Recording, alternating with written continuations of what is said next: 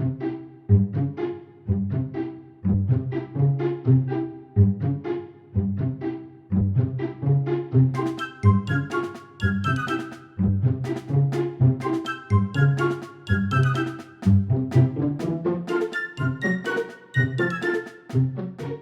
with the doors closing, we can start class. So how's everyone's day been? Yeah, all right. Are we enjoying Pixar Fest? Yes, I know the parade just went through. We'll be drawing a character who wasn't in the parade, but he's one of my favorites, definitely. I like to say he's a very romantic robot. Anybody know who it is I'm going to be talking about? Yes, Wally.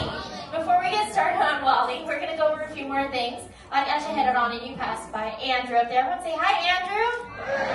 Andrew's going to be here to help you in case your pencil breaks, you know, their paper. Raise your hand. But he's standing up there to show you something really important. That's your escape out of here. So if you need to head out, go ahead, go up those stairs, and then that door on the far right is going to be the easiest one to push open.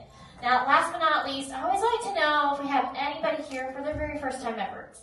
Any brand new Animation Academy students? Oh, okay, welcome. Welcome back to our alumni. Then this may come as a shock to you, but man, there's no erasers on the ends of our pencils. That's actually on purpose, not because of budget cuts, but because this is a rough sketching class. So what that means is you want to keep your lines really nice and light. Don't make anything dark until you're ready to, or you like how it looks. And you'll see what I mean once we get started. So with that, is everyone ready to draw Wally? Yes, all right. What shape do you think we're going to start off with? Okay, I think I heard mostly square. We're starting with a circle. I think you guys are thinking of BB-8. We're going to go ahead and start off here with a square. To me, it's going to be like the size of a Post-it, but that might end up being kind of small on your paper. So maybe think of like a really large Post-it. Or maybe basically something that's a square. Maybe like a big Rubik's Cube or something. But I'm just going to start out with really nice and light, messy lines. Doesn't have to be a perfect square, not even close. Just a square in the middle of our paper. Now, once you've got your square here, or at least one square that you like here on your paper, we're going to go ahead and cut this square in half vertically. So straight up and down, I'm going to cut this in half. And I like to extend it a little bit further up. We'll deal with that a little later. And then a little bit below my square there, maybe just like that much. And I like to actually add in a horizontal guideline kind of at the bottom. It's not exactly a horizontal guideline, I guess. This is more going to be like the ground. And this way, it helps prevent getting a monster truck Wally. You'll see what I mean in a sec. Now for our actual horizontal guideline, I'm going to go to the top of my square and go down maybe about a third of the way here. And I'll add that in straight across. Now with this horizontal guideline, I do have it sticking out on both sides of my square. And we're actually going to use this line here to create that top part of his wheels or his treads. So I'm going to use that top part and I'll bring down another line, sort of like I'm making this rectangle or like a little building on the sides of my square. And that is going to create those wheels right next to his main part of his body there. You want those wheels to tuck into your square a little bit here in the bottom. So just a little bit inward from the corners of my box. I'll add in another little line going down there. And then see, this is where the ground comes into play. If you make your tires really, really long, they'll look kind of monster trucky. If you want them to do that, you're more than welcome to. Be an interesting Wally for sure, but that's totally up to you. Now I'm going to go ahead and start to lock in these tires or these treads here. When we use that term locking in, basically it just means push harder on your pencil, go over and over your shapes and your lines here so that they start getting really nice and dark. And you'll start to see these darker, thicker lines start to stand out in contrast to our lighter lines that we started out with in the beginning. You can see here this wheel on the left that I'm starting to lock in. It's really starting to pop out compared to, let's say, our guidelines here at the beginning. Now, after you've got his treads here in place, we do want to add in a little bit of texture too. Right? He needs a lot of traction. Because what is Wally's main job? Remember? Yeah, he like collects the trash and then he like puts it in his body and they turn into little cubes. So we want to add in a lot of that tread here for his tires because he has to go over that kind of rough terrain. So I'm going to add in just a couple of like horizontal lines going across my tires here. Again, it doesn't have to be perfect.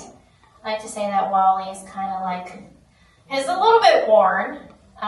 He is kind of like the last working one on Earth. But, you know, it's probably really good pay. He's like the only garbage man on Earth. And I make a lot of money. Reevaluating my life choices here a little. Once you've got your treads here, though, we're going to go ahead and lock in this bottom 2/3 here of our body. You want to keep this top corners nice and light because we're going to add in his hands a little later. So I'm just going to lock in what's below my horizontal guideline here. So this one you really want to choose which kind of squares you like the best here. And lock those in. With that, let's say that's really everything that's here for the bottom half here of Wally. I'm going to go back to my vertical guideline here. This is where you kind of want to like eyeball measure. Maybe you can use your fingers to measure if you want. But this length here of your box, that like bottom 2/3, that's about how tall you want this top part of your vertical guideline to be at the top. So even maybe I'll make mine even just a tiny bit bigger. And we're going to use this here as his neck. So imagine that your box here is kind of like a little cup, you could say. And we're going to make like a little umbrella here in your adult drink here. So I'm going to add in like kind of like a little up arrow basically. And that's going to form the top part here of his eyes. Now, does anyone know what kind of object his eyes are shaped like? Binoculars. Yeah, binoculars. That's actually on purpose. The director, Andrew Stanton, he used binoculars as inspiration for the design. He actually was like at a baseball game, and he saw all the spectators using binoculars and thought from kind of far away they look kind of like a bunch of eyes. So we're going to add in these kind of binocular shapes here for Wally. Basically from the tops of my umbrella shape here, I'm going to add in these U curves to create almost like these sideways letter D shapes here. And once you've got his little binoculars, or almost like a really big pair of sunglasses shape here, you can go ahead and lock those in, choose your favorite lines here. I do recommend, if you're not sure how big to make these, Wally tends to look cuter if the eyes are bigger. So if your binoculars are looking kind of skinny, you can always start to lock them in a little bit longer, a little bit wider. And I feel like that's just, if he looks like baby Wally, he's going to look really cute. We'll lock the rest of that in. Now, he's looking like he's on low power mode though, so we want to go ahead and wake him up here.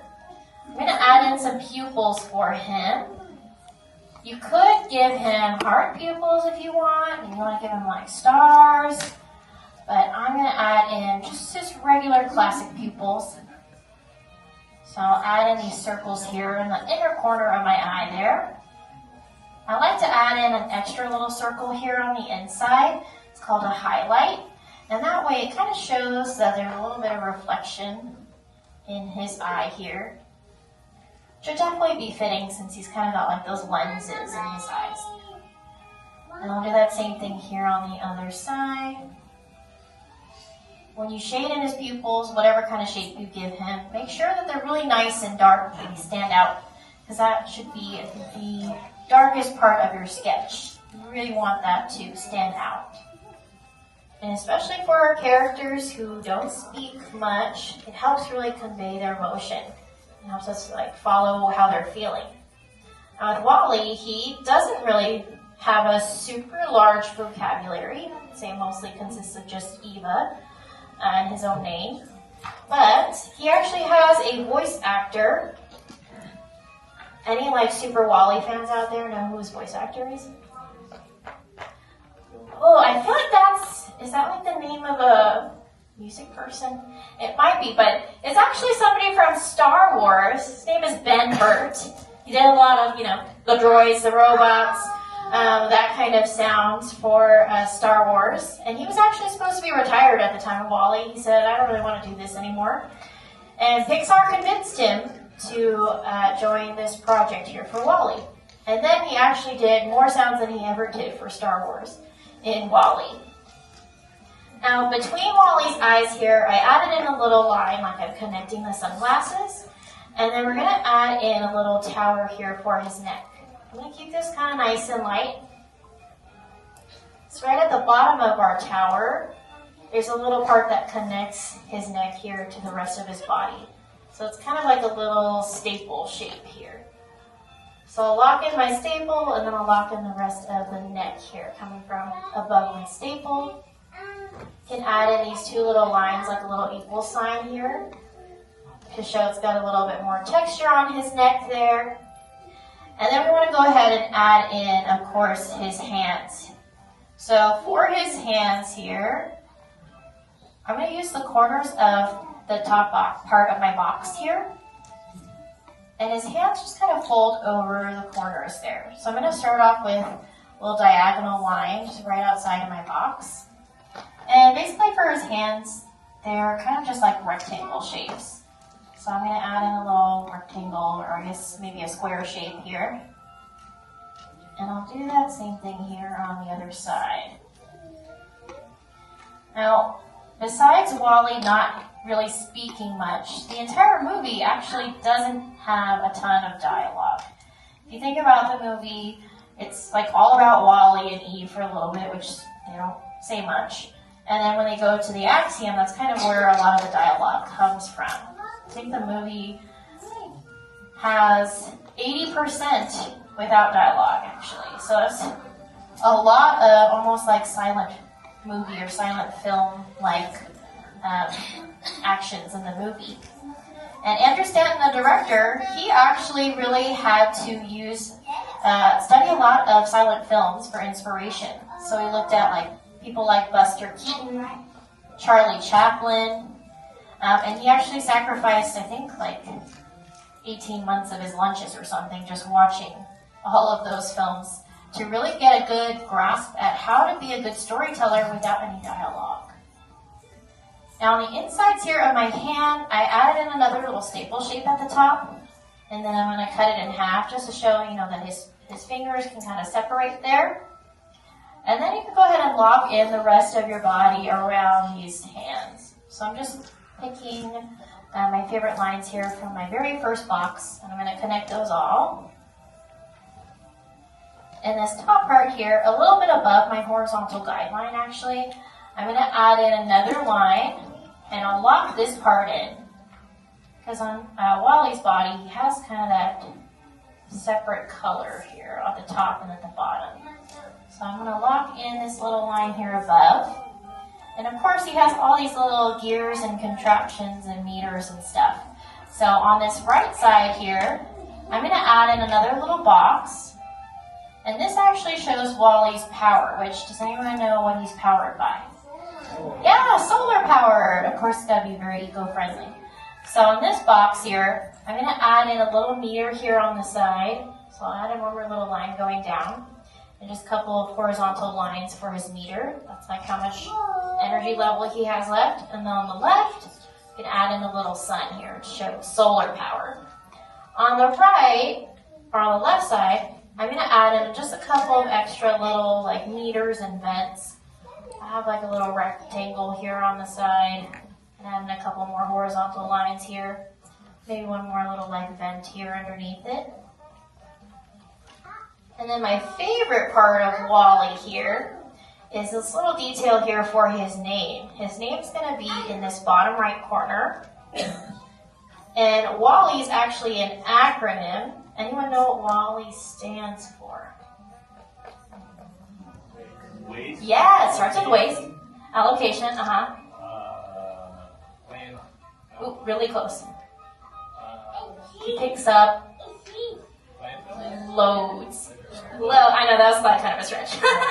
Loads, and then he lists them. So, waste allocation, load lifter, earth class, yeah. And on the Axiom, they have WALLUS, which is Axiom class, so WALL-E versions there. Now, once you added in his little name, though, that's really the last step you need for WALL-E. Any extra credit you want to add in is up to you. I like to kind of shade in his tires there, give it a little bit of extra contrast.